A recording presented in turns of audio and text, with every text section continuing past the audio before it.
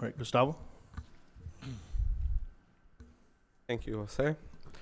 Good evening, President, Vice President, and members of the board.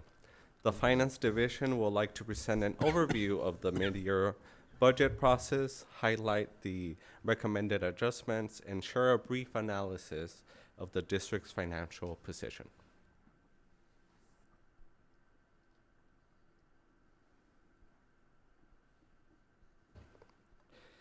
As part of the district's standard practice, the mid-year budget process generally does not increase the overall budget. Instead, all adjustments are made on a net zero basis with no fiscal impact.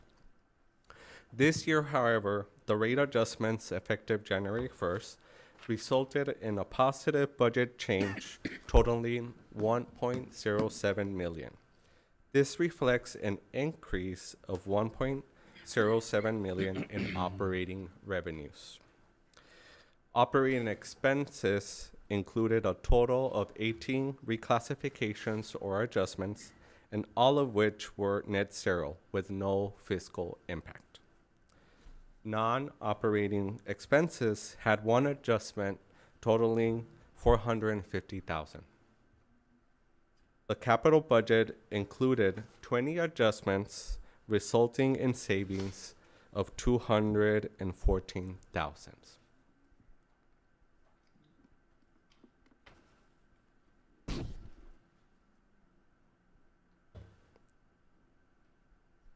The positive news from our budget analysis is that revenues are exceeding budget amounts and departments are holding the line on expenditures. As of January 15th, sales revenues are exceeding by 1.8 million. Water service charges revenues are exceeding by 400,000. Source of supply is under expended by 340,000, and water treatment for perchlorate is under expended by 100,000. So that is showing how departments are in line with expenditures.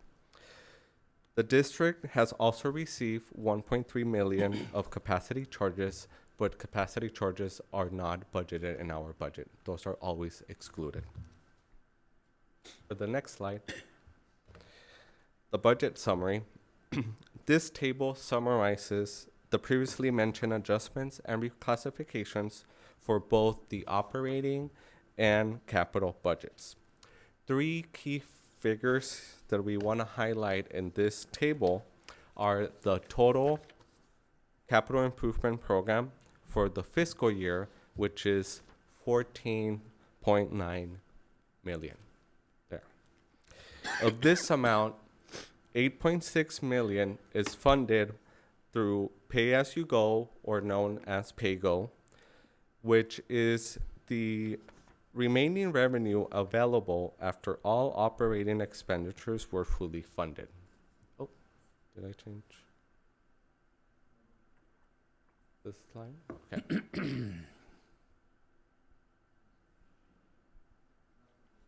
Back, please. Sorry, I think I pressed the light and it changed. So it's the 8 points. Oh, it keeps doing it. I'm not going to use the light. Can you please go back? Yeah. So the 8.6 million as of the PAYGO. And the remaining 6.3 million that we need to cover the CIP program will be financed using the district reserves. So that will be a reduction of that 6.3 million from our reserves.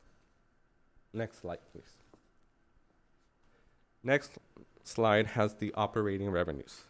The operating revenues table reflects the adjustments results from the recent rate changes. These adjustments include a 3.8% increase in water consumption sales and a 4.1% increase in monthly service charges. Overall, operating revenues increased by 7.9%, which is a total of 1.07 million, which that's what was mentioned before, that due to the rate adjustments, we adjusted the budget accordingly with those rate adjustments. Next slide, please. The operating expenses by department graph provides a snapshot of operating expenses through the first 6 months of the fiscal year compared to the annual budget.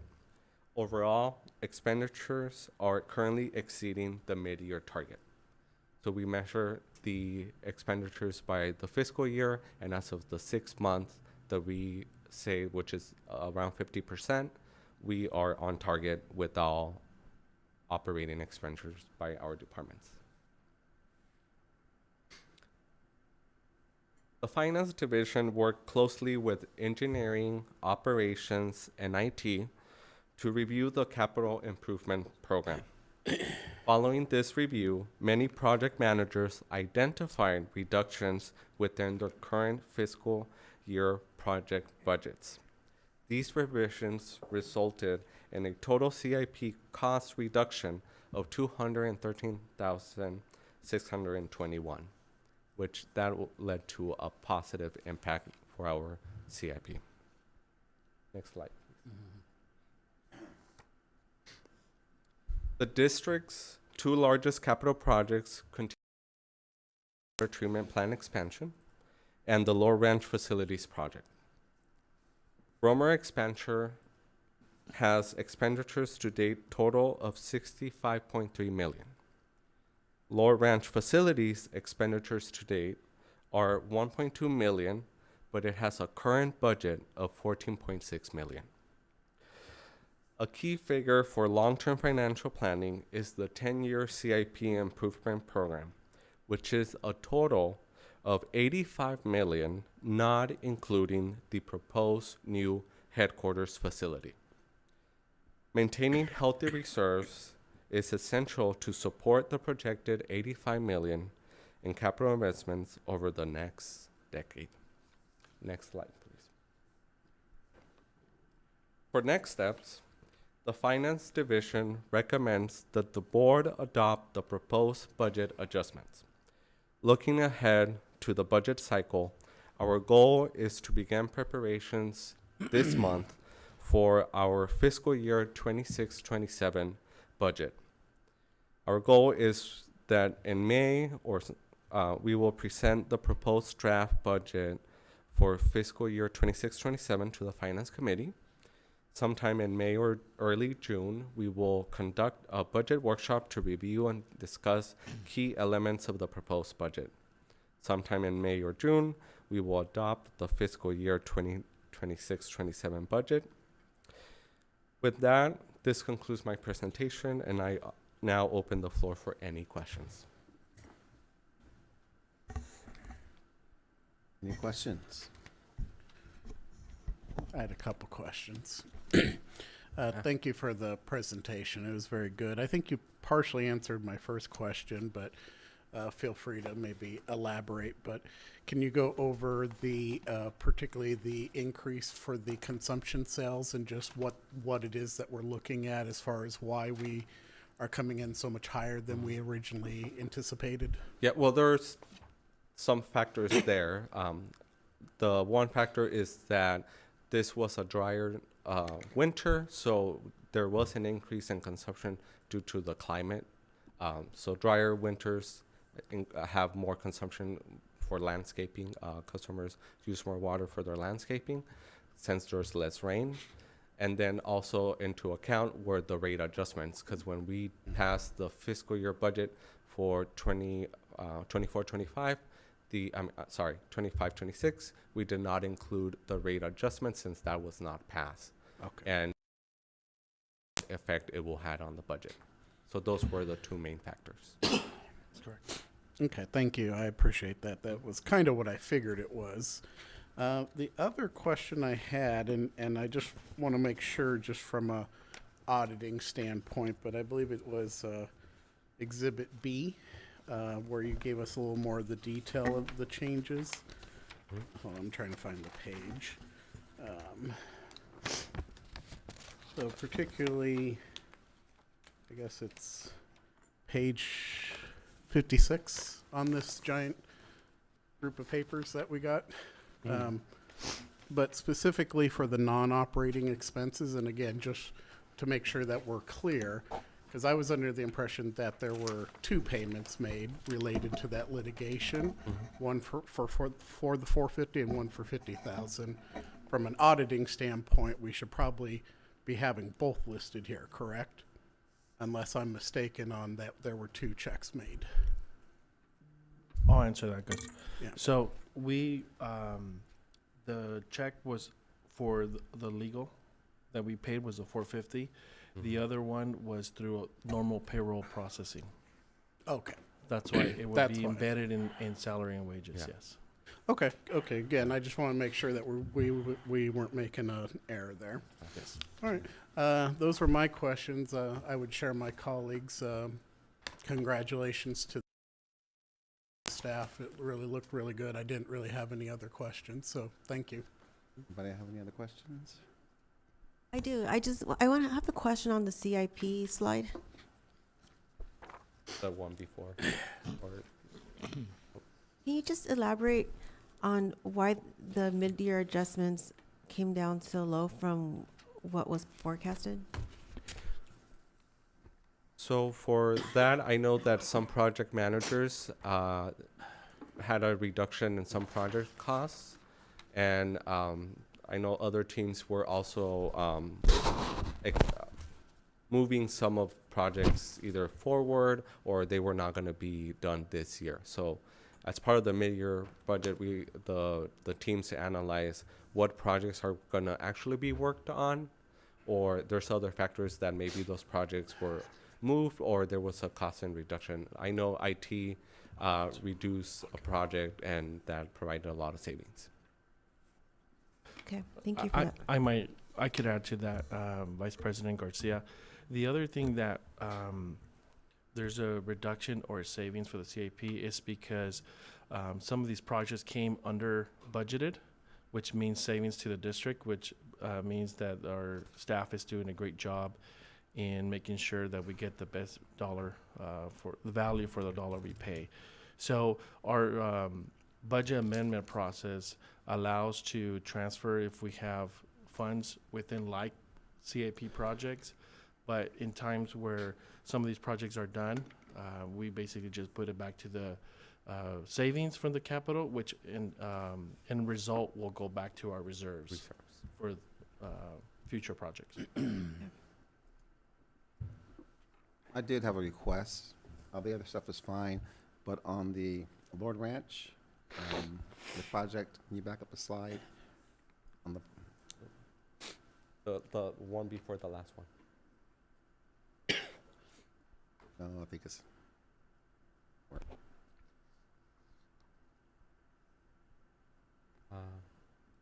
The one before the last line.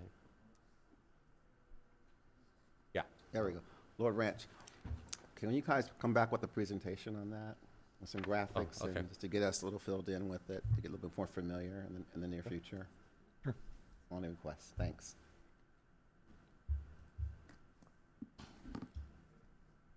Thank you. I had one comment I'd like to make, yes. please. I want to acknowledge Gus and Jose for the team and what you've done. I know it's been a lot of hard work, and I want to let the board, fellow board members know that we put a lot of effort with Vice President Garcia and I asking the right questions. I also want to acknowledge all the department managers who've kept us in budget, and that's keeping things afloat and being timely. And we appreciate your responsibility in looking out for the district. Thank you.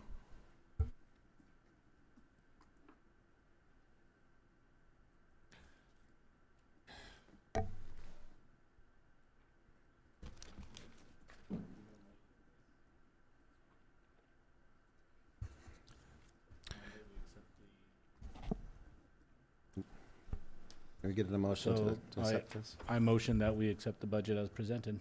All right. I'll second. Board Secretary? Director Bennett, Yes. Director Jenkins, Yes. Director Young, Yes. Vice President Garcia, Yes. President Moore. Yes. Motion passes.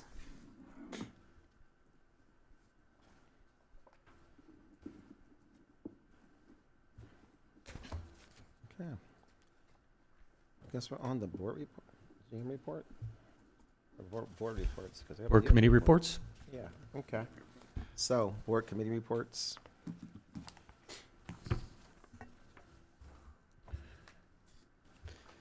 Okay, I'll start at this end, I guess. On the Policy Review and Oversight Committee, the committee received updates and discussed the board policies and procedures. The committee reviewed and commented on the potential revisions to the board policies and procedures.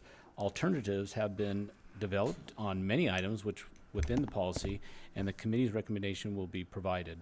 A PowerPoint is being developed to facilitate board discussion at an upcoming workshop. On the Finance Committee, the legal invoices, the committee reviewed the current process of how the staff tracks legal invoices and distributes that information to the board.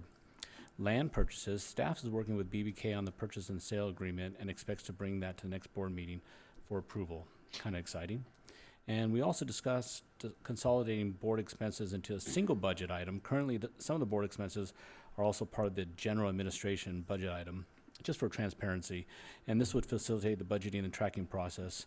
We also reviewed the regular monthly reports, which were on tonight's consent calendar. And finally, safety and technology. The boardroom AV systems, funny, because of tonight we don't have monitors. Staff is working on the scope to upgrade the AV systems here in the boardroom. Imagine that. An audio technician is here today to help us troubleshoot sound issues we've experienced in the past, and the staff has expanded their efforts to test all the systems, including the virtual connections. Before the board and the committee meetings in order to minimize problems. The SCADA master plan is progressing well, and the draft report is being reviewed. A draft of the SCADA master plan is expected to be completed by the end of the month.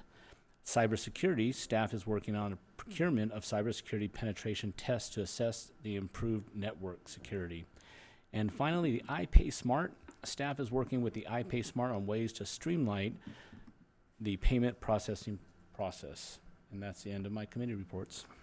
Okay.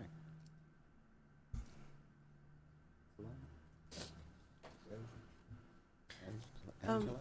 Okay, so I will report for the External Affairs Committee, which was held on February 9th.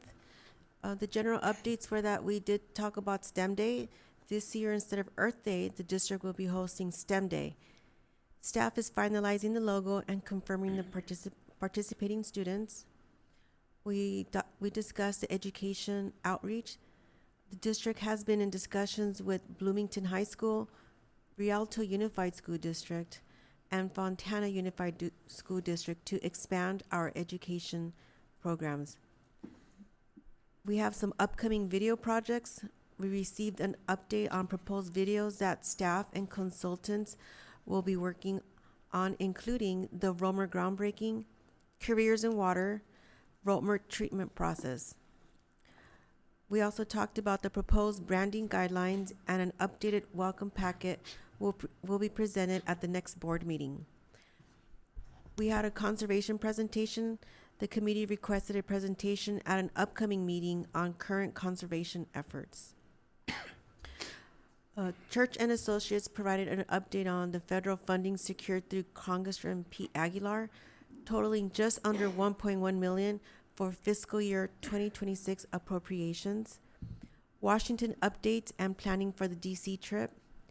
California Strategies provided updates on legislative, including Aqua State legislative priorities, including a Prop 218 bill to clarify the proportionality definition, the emerging legislative issue on wildlife liability, polluters pay legislation addressing golden mussels, and a support letter for SB 72, the California Water Plan, for which we plan to join the coalition in support.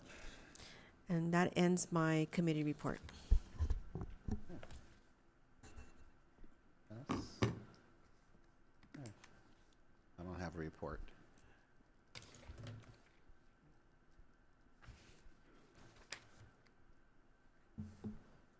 Okay, our general manager, do you have a report for us? But any board member reports before we get into that? Yeah, any board member reports? Yes, I'd like to report of attended the Black History Parade in Fontana, and West Valley was well represented with a lively group of individuals. We walked, we sang, and we had overall good time. There was a fiery prayer given by the Mayor of Fontana, which was appreciated by all. And look forward to the next one. That's it. I want to talk about our legislative trip and advocacy in Washington, D.C. We had several visits with our legislators and discussed our key programs for careers in water and our Romer groundbreaking. And I think it was a very successful trip. And I just want to say that that it's probably been one of the most productive trips that I've been on. So I just want to thank the team for all the work that they did in putting that together. I know it's a lot of work having all board members there and trying scheduling all that. So I just want to say thank you for that. Yeah, that was a great trip. I couldn't see it getting any better. Also, I attended the swearing-in ceremony for Senator Reyes on Saturday, and that was well attended as well. And the state of City of Fontana did that as well. So that concludes our reports. Oh, Rick. Yeah, and I'll just echo my colleagues' thanks to staff and the POGA team. It was a very, I think, productive trip, even though it was a little cold, a little snowy there at first. And as you can hear, I'm still getting over the cold I picked back up when we were back there. So, but I do appreciate all the hard work of staff. It's a lot to put together for these trips, and so we do appreciate all the staff's help on that. Besides the obvious asking that for prayers to get over this cold that's ravaging me and my family, I do want to ask for continued prayers for my mother's health. She's recently suffered a bit of a health setback. So that'll be it. Thank you. Okay.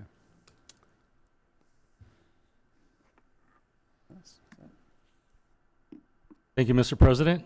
Got some updates for the board tonight, starting with first for board secretary. We're finalizing our agreement with Kaufman Associates to begin that advertisement in the next couple weeks. For GIS technician, we completed interviews last week, and our own Rania Jaber was selected for this new position. Rania has been our GIS intern for the past year and doing great, so congratulations to Rania on this. And an intern earns a full-time position, so that's great to see. For 1,000-hour field assistants, following many excellent interviews, really, 2 were selected and are now going through the pre-employment process. Tentative start date is March 30th. Another great way to get into the district and a great water job. Next, senior. This opening posted February 19th and closes tomorrow, actually, March 6th. Customer service lead, this position is currently posted and open for applications. Just wanted to highlight some meetings we've been having with union and non-represented staff as well. First with the union, IUOE, Local 12. And with our non-represented staff, we just met yesterday again. We're meeting on a quarterly basis, and this is really just for information sharing, idea sharing, and relationship building. As one example, we're working with the union on possible coordination on staff training programs, such as our Class A driver certification training program, and ongoing implementation of our staff development program, including career development and cross-training opportunities. And I think the board is aware we also have an all-hands meeting now every other month with all employees right in here coming together in the boardroom, and the next one's coming up on March 17th. Just wanted to highlight some additional progress towards the new headquarters project. We're currently reviewing proposals for the owner's agent. The owner's agent is similar to GHD's role on the Romer project. So we will shortlist and then hold interviews and make a selection on the owner's agent in the next couple weeks. This will come to the Engineering Operations Planning Committee and then to the board in April to approve a contract. So moving right along. And finally, the DC trip. And I really wanted to, of course, thank the POGA team and also thank the board, all board members for going, for your extensive efforts in DC advocating for the district, to our elected representatives and federal agency contacts. It was a busy all week. It was a long week. It takes a lot of energy, and it's disruptive to your personal lives. So understand that. It's also, I think, very important to our customers and communities. So thank you for that. I thought our emerging and expanding community education and workforce development programs really played well at a number of the meetings, so we are responding to that, and Socorro will talk about this coming up here. We're putting together an appropriations project on this along with our other CIP appropriations project requests. So thank you for your impressive extra efforts on behalf of the district and your constituents. And that's it for me. Thank you.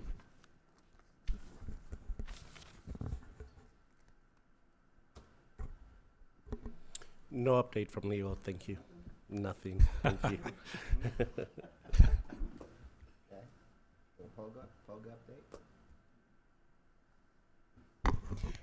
Good evening, President Moore, Board of Directors. This evening, I just want to give a little bit of recap. First of all, end of last month, Congressman Pete Aguilar came to the Oliver P. Romer, our treatment plan, to present the check to the district for $1 million for the SCADA project.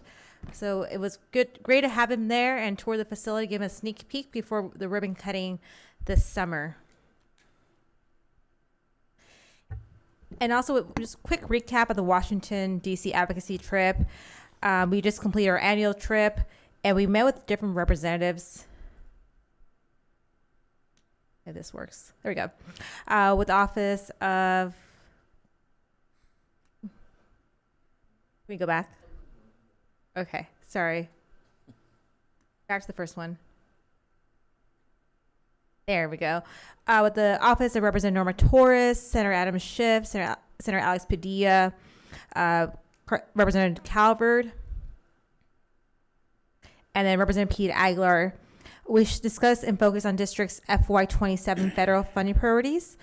The district is in the process of submitting 4 infrastructure project requests to Congressman Aguilar, and we're also submitting education program proposals to Senator Schiff and Senator Padilla. We also met with the Department of Labor, US EPA, and the Bureau of Reclamation. And again, this is a quick little snapshot of our mascots advocating for our communities. With that said, yesterday we received notification that our project for the water use efficiency rebate program was rated among the highest scoring proposals. So we're now under consideration for financial assistance agreement for a total of $112,500 for our water use efficiency programs. So we'll continue a discussion with the Bureau of Reclamation on the next steps on this grant.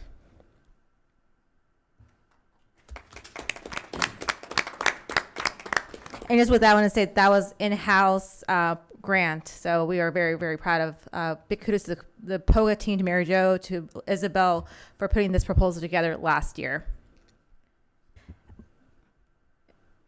Can we go back? Sorry. Yeah. And then also on this, before we head into this too, I want to mention on the state side, we did also submit a budget request to Senator Eloise Gomez-Reyes for our fire hydrants and seismic retrofit projects. She is on the budget committee and did ask her area, different area projects, so we did submit for that. Additionally, we do have a bill district, AB 2568, the Water District Director's Compensation. And again, this would amend the state water code to compensate board members from 10 to 20 meetings. The code was written 40 years ago. Times have changed, and so have duties of the board of directors. Again, this is permissive, optional to individual agencies. And the next steps we are taking is working to get co-sponsors from our local delegation. We're circulating a letter for support to other water agencies, and we're talking to our associations, including CSDA, CMUA, and AQUA. We are looking to possibly presenting at the end of the month for the AQUA State Legislative Committee in Sacramento for support on this bill. Now on outreach, we did attend we had a few members attend the Fontana Black History Parade with Director Bennett. And then we had President Moore and Director Jenkins attend Senator Elise Gomez Reyes' open house. And we also donated water for the event. And then I also want to highlight today, thank you for everyone for wearing pink. We are celebrating March is Women's Month and Women in Water. So thank you so much. And that is all for today.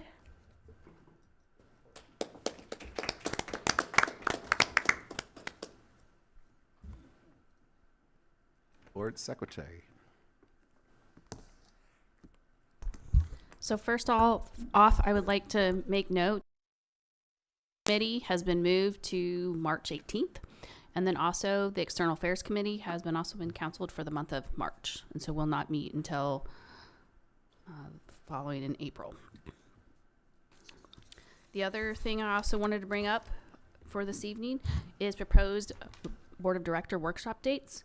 I sent out an email earlier this afternoon on additional times. Since the previous email with the proposed dates and times at that time, we could not come to a consensus for everybody being available. So the dates that we have at this time, we need to, under consideration, is going to be Thursday, March 26th, Monday the 30th, and then now we're into April for April 9th, and Monday, April 13th. On April 9th, looks like it could be a possibility since that is the same night we also have a policy meeting. Oof. Right. Let's see. Okay. So everybody check your calendars and see what we can do. Is there anything else? Not at this time. Okay, well, this meeting is adjourned.